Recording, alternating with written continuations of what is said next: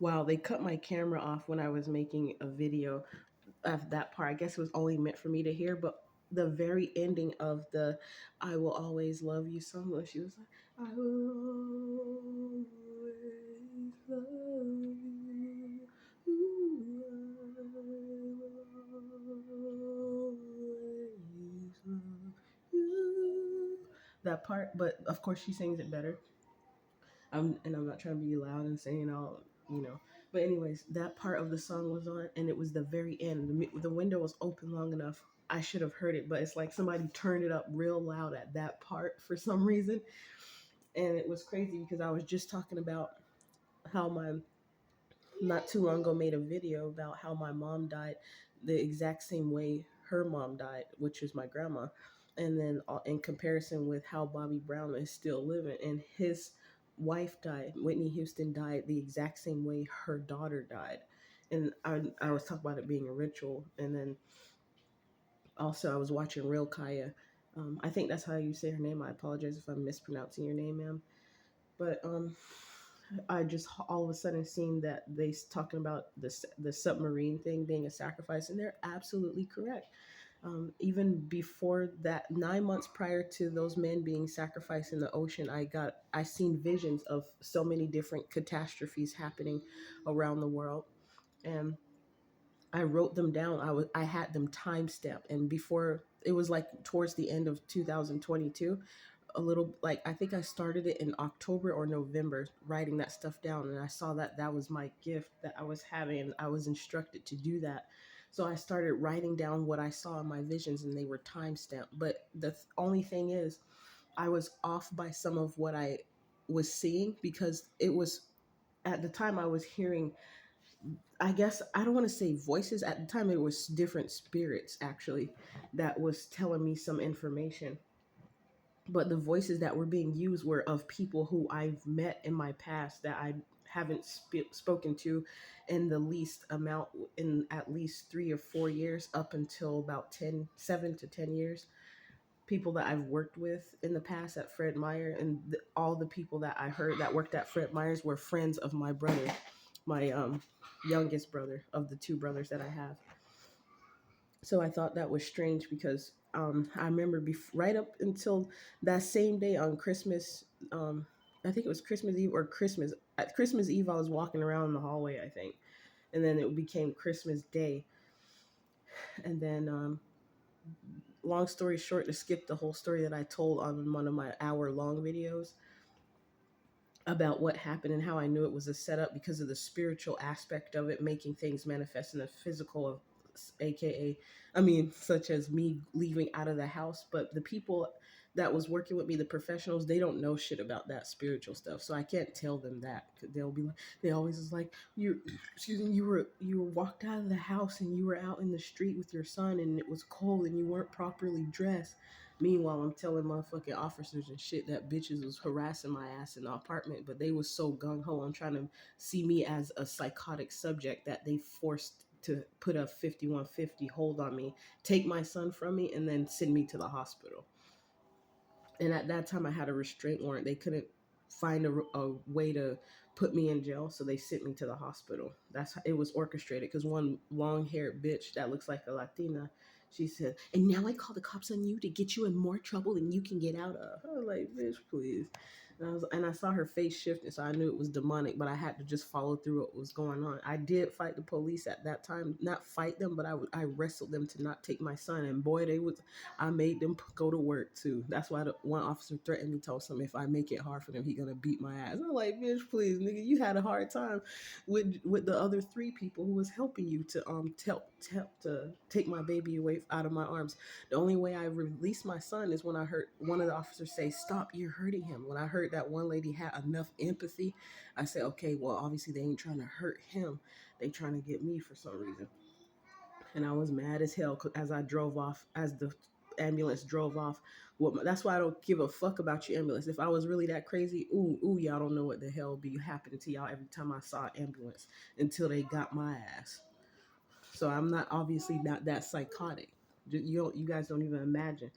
I could even think up some stuff to happen to y'all bitch ass. It's gonna slowly but surely manifest, because y'all gonna get y'all motherfucking karma for that shit. All y'all had a hand in that shit. That's why ambulance drivers be in on the harassment. Not all of them, but I could tell which ones, because when I look at them, they always turn their head to the side looking back, like it's something to look back. It not nan customer or patient is in the back of their truck, because it be dark and they're not in a rush. They just be parked there at the light, and then they try not to look. I tried to get one on video to show how he went down one street and he came up another street and he was there again. He turned his motherfucking head. Yeah, bitch, you know what the hell is going on, nigga. But yeah, anyways, I had wrote it in a book about the visions I had. And in the midst of me going through that freak out, because I was trying to determine if what I was actually experiencing was real, about me hearing the spirits that were talking, and it was different voices. And also, I wrote down things that happened, and I actually solved murders of people who passed on already, who were already sacrificed or who are about to be sacrificed at some point. I solved their murders already in that book, and that's what the people who were watching me in this, that some of them are no longer living here. They got evicted, and the other ones moved out. Who took my phone, because all of a sudden they came up and had a bunch of money, but he was walking around stunting with designer shit, but he ain't have no car still.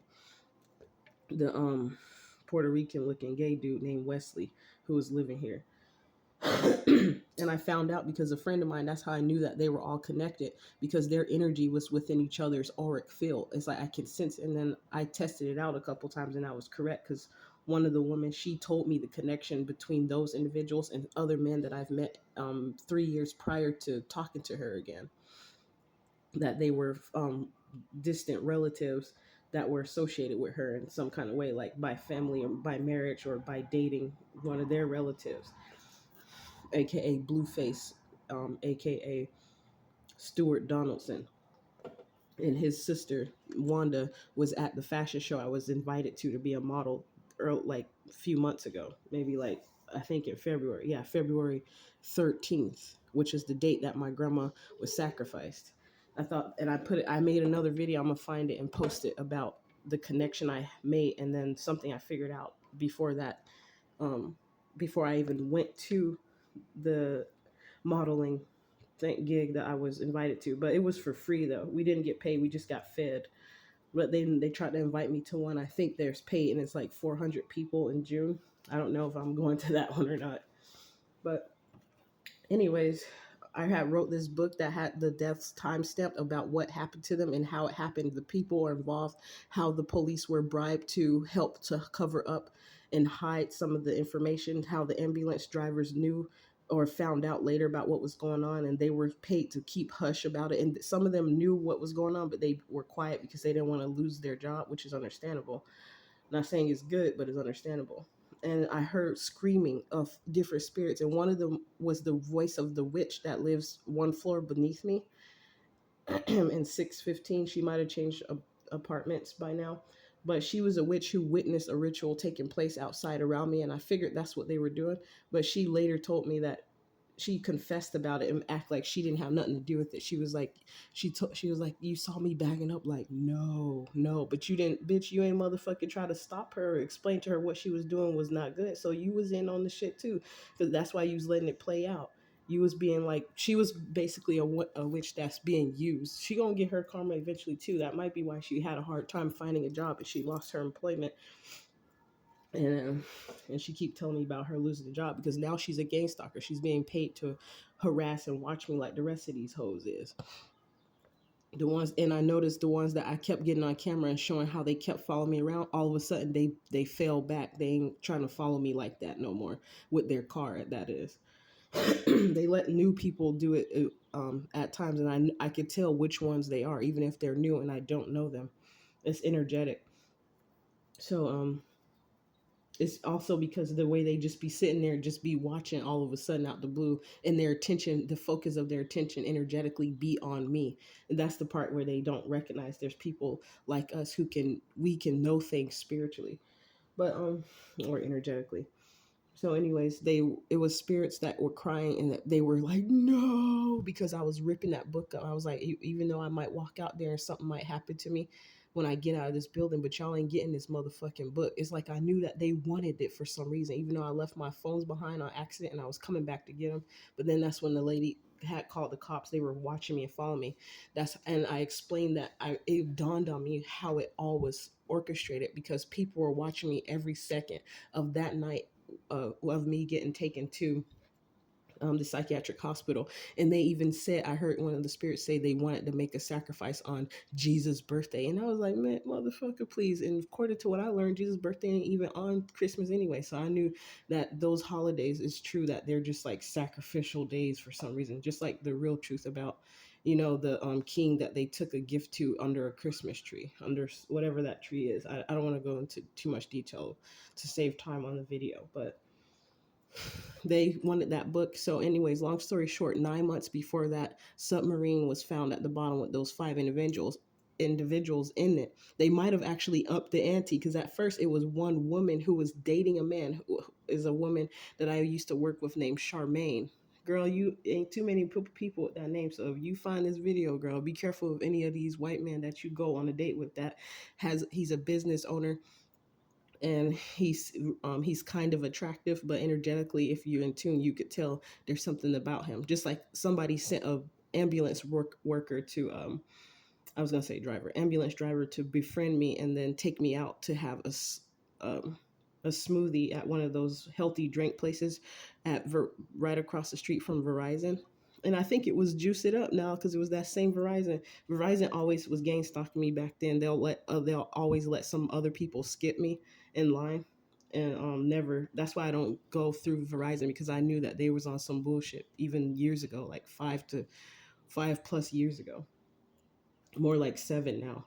But anyways, that it was something telling me that man, for some reason, that ambulance driver wanted to kill me. I didn't know what it was, but I said, I have a feeling that dude, and that's crazy. That's paranoid, but my intuition picked up on that, and I just stopped fucking with him.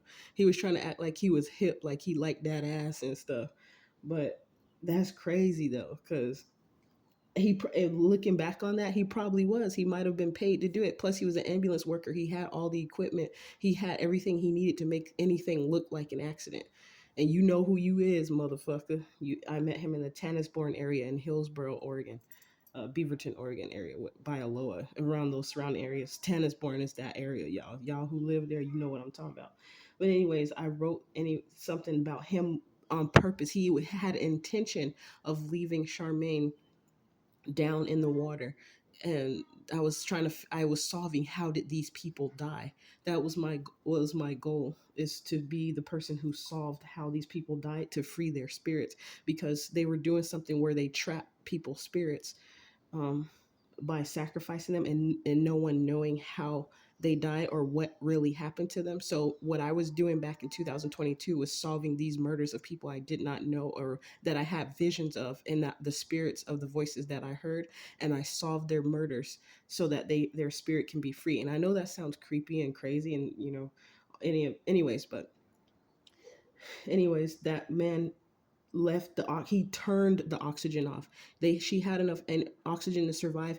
I think, I don't remember what happened, like if he put her to sleep and she fell asleep and he got out of there really quick, but the way he was preparing and got him a little oxygen tank and swam up, I don't know if he had another submarine or what, but I saw a vision of him leaving her behind in the submarine on purpose to sacrifice her so he can get the money to start to basically expand his business, because he was already a business owner. And the funny part is, the individual who did it was an individual who I knew back then, that I met, who was somebody interviewing me to do the handy book. That's why they no longer do the in-person interviews anymore. It was that guy who did it. So I don't know how he wound up in it. And that was years ago when I was doing Handy, that app where you call cleaners to come to your house. I had to go and interview personally with him. It was that man who I found out he might not have done that to her, but he might be into doing some shit like that. But anyways, the same thing for Uber and Lyft drivers. I mean, company operators as well. They were found out.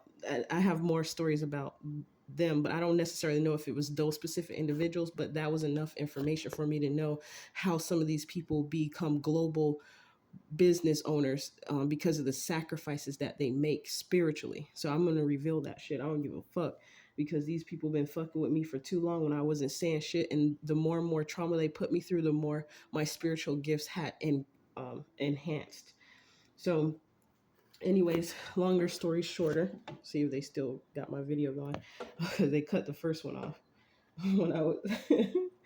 Anyways, the man, he left her in there, he turned the oxygen off. It was enough oxygen still in there for her to like survive for maybe 5-10 minutes, but the oxygen was turned off. And then I saw her banging on the submarine trying to get out, like saying, "Help, hey, come on, somebody let me out of here." She was banging on that poor baby, and that hurt me so much to see and witness something like that. And so yeah, he, she was left down there. And I ripped up the book because it was time stamped with all parts of the visions that were revealed to me from each death that happened. So any other new or older deaths that I hear about, I'm going to know how that person really died. So that's just a quickie to, and then longer story short, 9 months later, after I finally got out of the psychiatric hospital and went through some of these freaking therapy groups, that they group therapy and all these other classes that they wanted me to attend, and do this and do that and all these house visits, I saw on the news that there was a submarine of 5 men who were in the bottom. And as soon as they said they could not find those men, I already knew days before that those men were not going to come back. I still tried to pray to God, but it was already like sealed what the fate was going to be for those men. Unfortunately, um, sorry to those guys, and the families of those men, by the way.